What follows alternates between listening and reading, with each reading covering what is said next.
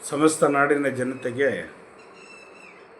ಶ್ರೀ ಅದಿತಿ ದೇವಿ ಹಾಗೂ ನನ್ನ ತಾಯಿ ಜಗನ್ಮಾತೆ ಸ್ವರೂಪಣೆಯಾಗಿರ್ತಕ್ಕಂಥ ರೇಣುಕಾ ಯಲ್ಲಮ್ಮ ಹಾಗೂ ಮಲೈ ಮಹದೇಶ್ವರ ಸ್ವಾಮಿ ನಿಮ್ಮ ಜೀವನದಲ್ಲಿ ಸುಖ, ಶಾಂತಿ, ನೆಮ್ಮದಿ, ಆರೋಗ್ಯ, ಭಾಗ್ಯ ಎಲ್ಲವನ್ನೂ ಕೊಟ್ಟು ಕಾಪಾಡಲಿ.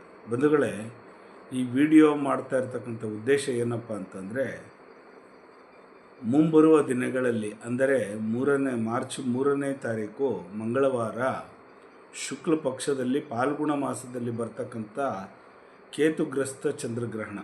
ಈ ಕೇತುಗ್ರಸ್ತ ಚಂದ್ರಗ್ರಹಣ ಅಂದ್ರೇನು, ಇದರಲ್ಲಿ ನಾವು ಯಾವ್ದ್ಯಾವುದು ಅನುಷ್ಠಾನಗಳನ್ನು ಮಾಡಬೇಕು, ಯಾವ್ಯಾವ ರಾಶಿಗಳಿಗೆ ತೊಂದರೆ ಆಗ್ತಕ್ಕಂಥದ್ದು, ಯಾರ್ಯಾರು ಏನೇನು ಮಾಡ್ಕೊಳ್ಬೇಕಾಗುತ್ತೆ ಜಾಗೃತಿಯಾಗಿ ಮುಂಜಾಗ್ರತೆಯಾಗಿ ಅನ್ನೋದನ್ನು ನಾನು ತಿಳಿಸೋಕ್ಕೆ ಇಷ್ಟಪಡ್ತಾಯಿದ್ದೀನಿ.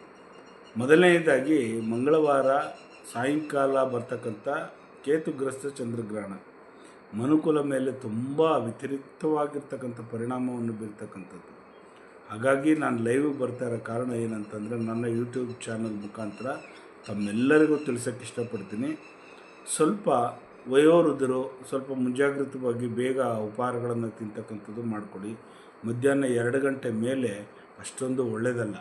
ಯಾಕಂದರೆ ಮಧ್ಯಾಹ್ನ 3:47 ಶುರುವಾಗಿರ್ತಕ್ಕಂಥದ್ದು 6:47 ಕಾಲ ಸತತವಾಗಿ ಗ್ರಹಣ ಇರ್ತಕ್ಕಂಥದ್ದು. ನಮಗೆ ಗೋಚರ ಆಗ್ತಕ್ಕಂಥದ್ದು ಭಾರತದಲ್ಲಿ ಸಾಯಂಕಾಲ 5:37 ಕಾಣಿಸ್ಕೊಳ್ತಕ್ಕಂಥ, ಅಂದರೆ ಸೂರ್ಯ ಅಸ್ತವಾದ ಮೇಲೆ ನಮಗೆ ಚಂದ್ರಗ್ರಹಣ ಕಾಣಿಸ್ತಕ್ಕಂಥದ್ದು ಆಕಾಶಕಾಯದಲ್ಲಿ.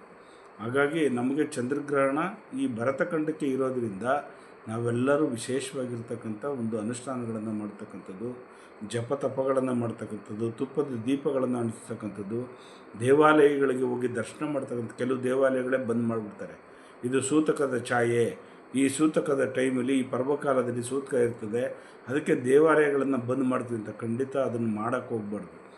ಯಾವಾಗ ಸೂರ್ಯ ಚಂದ್ರಾದಿಗಳಿಗೆ ರಾಹುಕೇತು ಅಂತಕ್ಕಂಥ ಛಾಯಾಗ್ರಹಗಳು ಪೀಡೆ ದಾರಿದ್ರ್ಯವನ್ನು ಅಂದರೆ ಅವ್ರಿಗೆ ಹಿಡಿತಕ್ಕಂಥದ್ದು, ಗ್ರಹಣ ಆಗ್ತಕ್ಕಂಥದ್ದು, ಅದನ್ನು ಮಾಡಿದಾಗ ನಾವು ಮಾನವರಾಗಿರ್ತಕ್ಕಂಥವ್ರು ಜಪತಪಗಳಾದಿಗಳನ್ನು ಮಾಡತಕ್ಕಂಥದ್ದು, ಹೋಮ ಹವನಾದಿಗಳನ್ನು ಮಾಡ್ತಕ್ಕಂಥದ್ದು, ಮನೆ ದೇವರ ಕುಲದೇವರುಗಳದ ಪ್ರಾರ್ಥನೆಯನ್ನು ಮಾಡ್ತಕ್ಕಂಥದ್ದು, ಹವಿಸ್ಸನ್ನು ಕೊಡ್ತಕ್ಕಂಥದ್ದು, ಹೋಮ ಹವಿಸ್ಸನ್ನು ಕೊಡ್ತಕ್ಕಂಥದ್ದು, ಶತನಾಮಾವಳಿಗಳನ್ನು ಮಾಡ್ತಕ್ಕಂಥದ್ದು, ಲಲಿತ ಪಾರಾಯಣವನ್ನು ಮಾಡ್ತಕ್ಕಂಥದ್ದು, ವಿಷ್ಣು ಸಹಸ್ರನಾಮವನ್ನು ಪಠನೆ ಮಾಡ್ತಕ್ಕಂಥದ್ದು, ಮತ್ತು ವಿಶೇಷವಾಗಿ ಪರಮೇಶ್ವರನ ಆರಾಧನೆ ಮಾಡ್ತಕ್ಕಂಥದ್ದು ಮಾಡಿದಾಗ ಖಂಡಿತವಾಗೂ ಒಳ್ಳೆಯದಾಗುತ್ತೆ.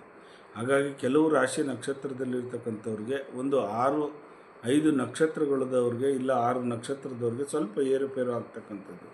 ಮೊದಲನೇದಾಗಿರ್ತಕ್ಕಂಥ ಮೇಷರಾಶಿಯವರಿಗೆ ಮಾನಸಿಕವಾಗಿ ನೆಮ್ಮದಿ ಇರ್ತಕ್ಕಂಥದ್ದಿರಲ್ಲ.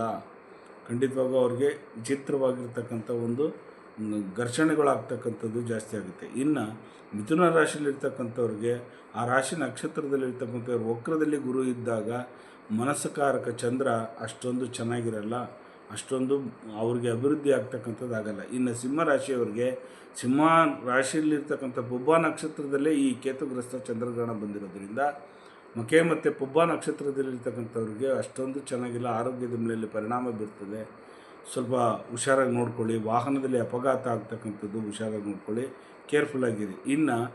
ಇನ್ನು ಮಕರ ರಾಶಿ ಮತ್ತು ಕುಂಭರಾಶಿಗೆ ಶನಿ ಅಧಿಪತಿ ಆದರೂ ಕೂಡ ಈ 2 ರಾಶಿ ನಕ್ಷತ್ರದವ್ರಿಗೆ ಮಾನಸಿಕವಾಗಿ ತೊಂದರೆ ಆಗ್ತಕ್ಕಂಥದ್ದು ಜಾಸ್ತಿ ಆಗುತ್ತೆ. ಆದರೆ ಮಕರ ರಾಶಿ ಶನಿ ಬಿಡುಗಡೆ ಆದರೂ ಕೂಡ ಈ ಕೇತುಗ್ರಸ್ತ ಚಂದ್ರಗ್ರಹಣ ಬಂದಿರೋದ್ರಿಂದ ಮಕರ ರಾಶಿಯಲ್ಲಿ ವಿಚಿತ್ರವಾಗಿರ್ತಕ್ಕಂಥ ಒಂದು ಗುಪ್ತ ಜನಾಂಗಗಳಿಗೆ ಕಾಯಿಲೆ ಕಾಣಿಸ್ತಕ್ಕಂಥದ್ದು ಆಗುತ್ತೆ.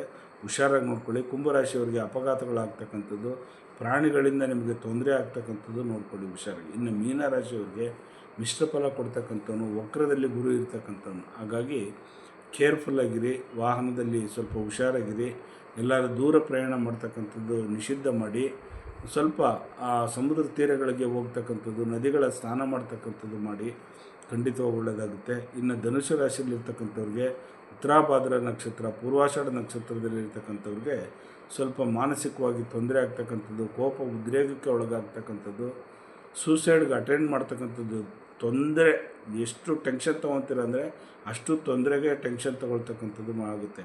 ಹಾಗಾಗಿ ಸ್ವಲ್ಪ ಜಾಗೃತವಾಗಿರಿ, ಸಮಾಧಾನದಿಂದಿರಿ, ಮೌನವಾಗಿರಿ, ಖಂಡಿತವಾಗಿ ನಿಮ್ಗೆ ಒಳ್ಳೆಯದಾಗುತ್ತೆ. ಹೀಗೆ ಹೇಳ್ತಾ ಈ 6 ರಾಶಿ ನಕ್ಷತ್ರದಲ್ಲಿರ್ತಕ್ಕಂಥವ್ರಿಗೆ ಸ್ವಲ್ಪ ಹುಷಾರಾಗಿ ನೋಡ್ಕೊಳ್ಳಿ, ಆರೋಗ್ಯದ ಕಡೆ ಗಮನ ಕೊಡಿ. ವಿಶೇಷವಾಗಿ ಎಲ್ಲರಿಗೂ ನಿಮಗೆಲ್ಲರಿಗೂ ಒಳ್ಳೆಯದಾಗಲಿ. ಲೋಕ ಸಮಸ್ತ ಸುಖಿನೋ ಭವಂತು, ಸನ್ಮಂಗಳಾನಿ ಭವಂತು. ಸರ್ವೇ ಜನ ಸುಖಿನೋ ಭವಂತು, ಸನ್ಮಂಗಳಾನಿ ಭವಂತು. ಒಳ್ಳೆಯದಾಗಲಿ ನಿಮಗೆ.